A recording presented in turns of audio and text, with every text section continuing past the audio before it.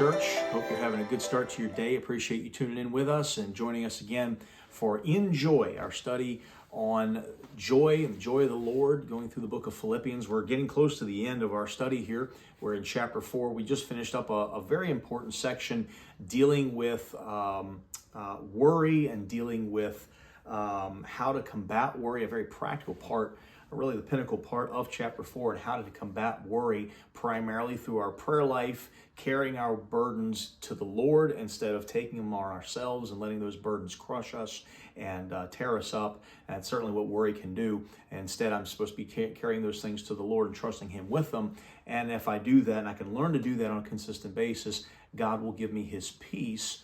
And then we talked a lot of the last several sessions. We talked about how to structure our thought life, and God has a lot to say about our thoughts, what we think about, and how to learn how to guard things from our thoughts. It's not just a matter of what we do in life, that is important, but also it's a matter of how we think and what we think about.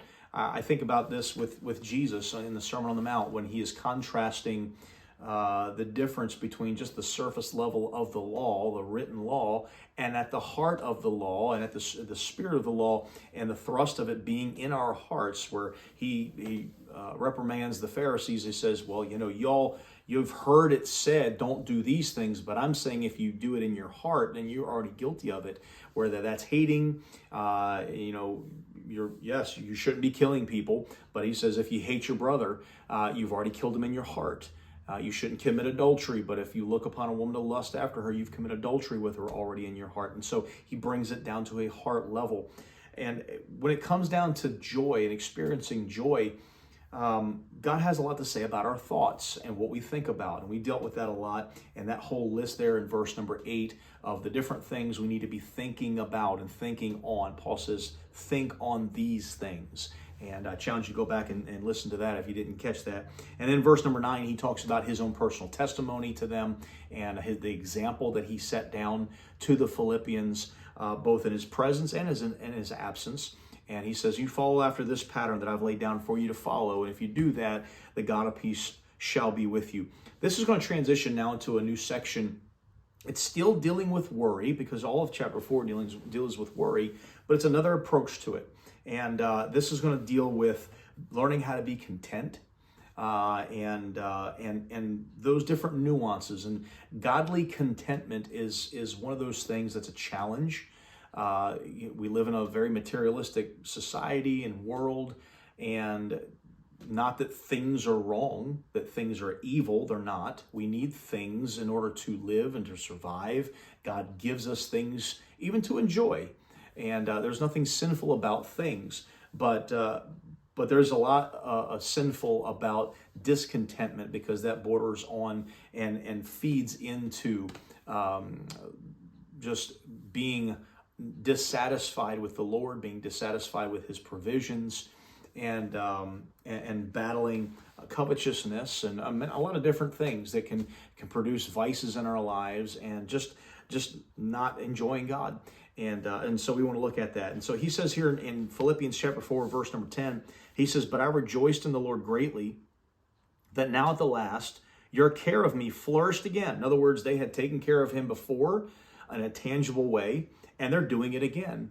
And then they wanted to do more, but they weren't able to. He says, wherein you were also careful, but you lacked opportunity. In other words, you really had a desire. We're careful there, just like careful before. Be careful for nothing, worry or concern. He says, you were also careful, you were concerned, you wanted to do more for me, but you lacked opportunity. This church was a very giving church. They were a very generous church. They were a very poor church.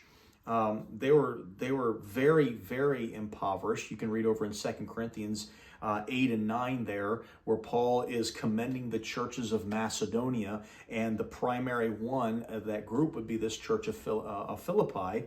And even though they didn't really have a whole lot materially, they still found ways to give to Paul. And even in their deep poverty, they gave to their power, and the Bible says, yea, above your power.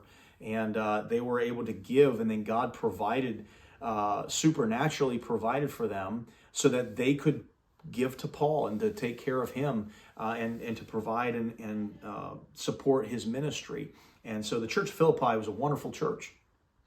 He says there, but coming out of that whole thought there, he says, verse 11, not that I speak in respect of want. In other words, I don't lack anything here. You folks have been giving, you've been faithful, you've been taking care of me. I'm so grateful and thankful for that. He says, I'm not speaking in respect of want here. God takes care of my needs.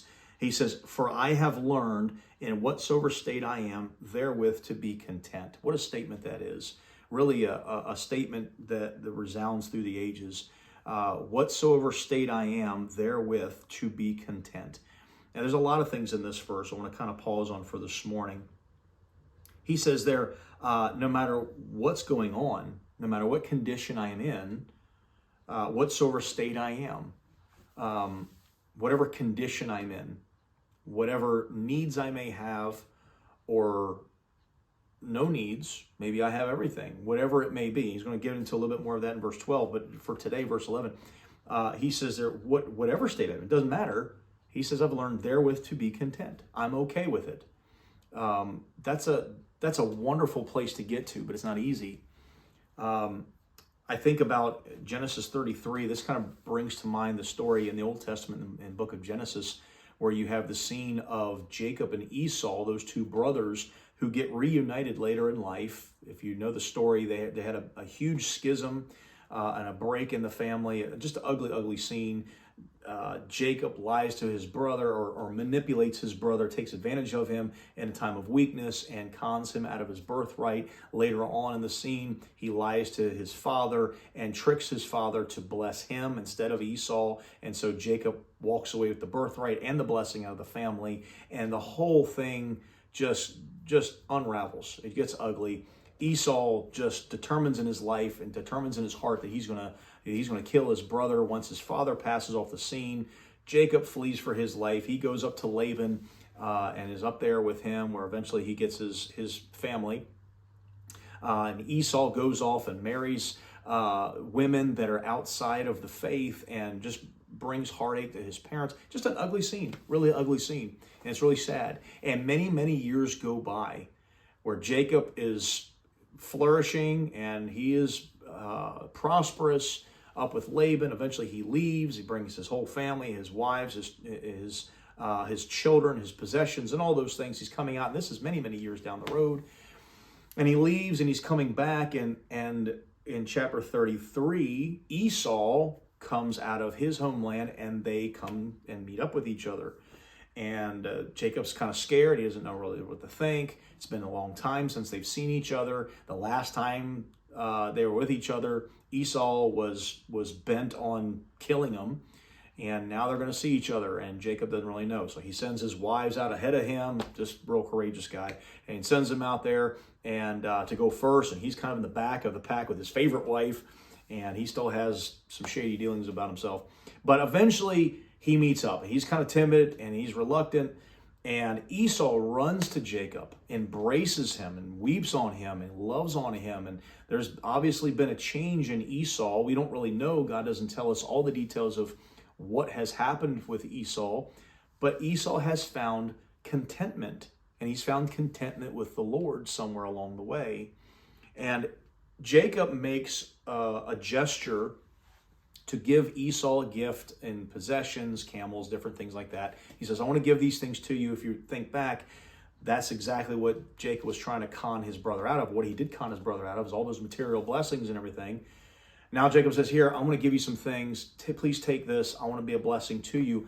And Esau's response is very telling. He says, no, I'm okay. I have enough. I have enough. And I am content with what I have. I don't need your stuff. He says, I'm completely fine. And Esau found something that a lot of people can't find. A lot of people don't find. Not that they can't find it, that they don't find it. He learned to be content. This is the important part of this verse that Paul brings out, is not that he is content, but that he learned to be content. And being content is a learning process. There's no doubt about it. Nobody is born content, even from little babies. Little children, they're born screaming their head off. They want mommy. They want it picked up. They want this. They want that. Some of them are legitimate cries. A lot of them is just selfishness, because that's how we're born. We're born into sin. We have a sinful nature. Learning to be content is a growing process, and getting to that place where you can be content with what God gives you and with what God provides for you. That doesn't mean we shouldn't work hard. It doesn't mean that we should not have goals. That doesn't mean that we should not have plans. It doesn't mean any of that. It's wonderful to have ambitions. It's wonderful to have plans and aspirations. But at the end of the day, I need to still be able to rest my head on my pillow and say, thank you, Lord, for what you have given me. And not just say it, but truly mean it. And that is such a key to experiencing God's joy on a regular basis, because the person who is discontent and dissatisfied, I promise you, they do not have God's joy. And they're constantly wrestling, they're constantly worrying. When things are the source of what they're chasing after in life, there'll never be enough. And you're always worrying about those things.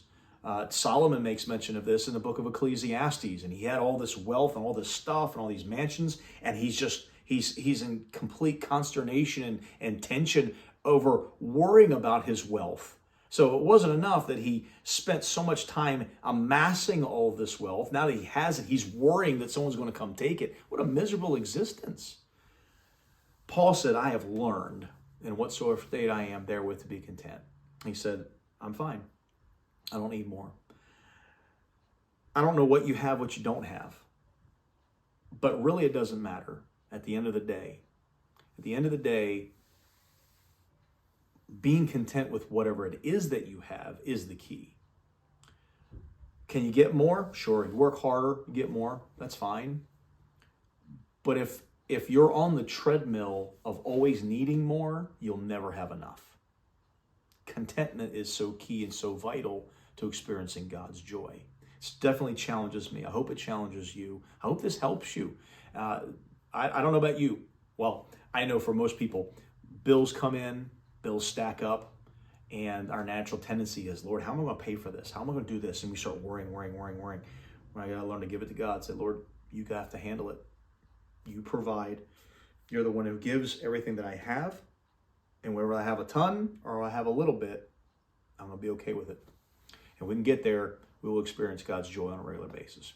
And so I hope this is a challenge to you. I hope it's an encouragement to you. And I hope you'll join us again tomorrow. God bless.